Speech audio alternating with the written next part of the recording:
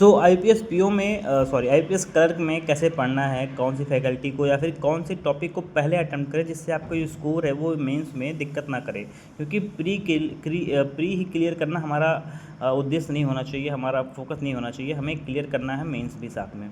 तो मेंस के लिए आपको अभी से पढ़ना पड़ेगा, प्री के साथ साथ पढ़ना पड़ेगा। अगर आपको का बेसिक अच्छा हो जाएगा तो आपका मेंस और प्री दोनों क्लियर हो जाएगा। प्री बहुत बच्चे क्लियर कर पाते हैं, लेकिन मेंस वही बच्चे क्लियर कर पाते हैं जो अच्छे से पढ़ाई करते हैं। ठीक है, तो मेंस के लिए बता दे रहा हूँ और भी चीज़ें। मेंस में क्वांट में हम अप्रोच करेंगे सबसे पहले डीआई को, जो हमको लगता है सबसे आसान होगा मेंस में डीआई। ठीक है, डीआई में 2 टाइप की आती हैं, एक तो अर्थमेटिक बेस पे हो जाता है और दूसरा होता है नॉर्मल सारी डीआई, जिसमें से वो कैसलेट हो जाती है, कैसलेट हो गई, या फिर वो सर्कल बेस जो क्या बोलते हैं उसको, स्क्वायर बेस पजल होता है ना, एक सर्कल वाला वो डीआई आती है कि नाम नहीं वो याद आ रहा है मुझे। वो सारी जितनी डीआई टाइप की जितनी भी टाइप की डीआई आती हैं वो सब हम यहाँ से अप्रोच कर सकते हैं। ठीक है, तो इन डीआई को अप्रोच करने के लिए आपको बहुत ज़रूरी है कि आप कैसे आपका बेसिक, कैसे आपका कितना मजबूत आपका बेसिक है, कितना आपने प्रैक्टिस कर रखा है। और इसके लिए आपको कोई भी अगर पीडीएफ वगैरह नहीं मिल रहा है तो आप टेलीग्राम में मैसेज कर दीजिएगा ग्रुप में, या फिर आप गाइडली का बंडल पीडीएफ भी ले सकते हैं। उसका पीडीएफ बहुत अच्छा है, वहाँ से आप प्रैक्टिस कर सकते हैं और आपकी तैयारी अच्छे से हो सकती है। ये हो गया डीआई का। और डीआई क्वांट में और क्या कर सकते हैं, क्वांट में कुछ टॉपिक आएंगे अर्थमेटिक वाले, उनको भी कुछ क्वेश्चन जो कि 4-5 क्वेश्चन जैसे आप करेंगे तो आपको बन सकते हैं अगर आपका अच्छा लेवल पे पढ़ाई किए हैं।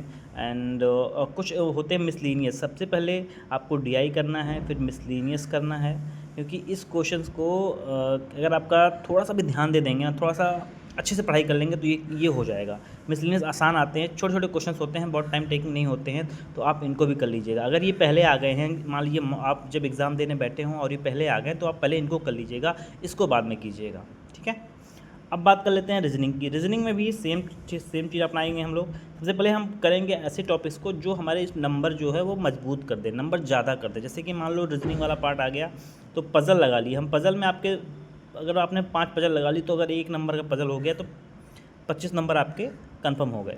ठीक है, बाकी इसमें भी मिसलीनियस आते हैं, जैसे कि सिलॉगिज्म हो गया। सिलॉगिज्म अगर आप लगा लिए तो 4-5 क्वेश्चन वहाँ से आ जाएंगे। और इक्वलिटी जो यहाँ वाली आती है वो भी होता है, उसको भी कर सकते हैं आप। और मिसलेनियस में नंबर सिस्टम, नंबर सीरीज़ के वगैरह टाइप के कुछ क्वेश्चन आते हैं, वो भी कर सकते हैं। तो यहाँ से भी आप रीजनिंग का स्कोर जो है वो बढ़ा सकते हैं। ठीक है, रही बात अब इंग्लिश की, बता देता हूँ मैं इंग्लिश में क्या करना है आपको। इंग्लिश में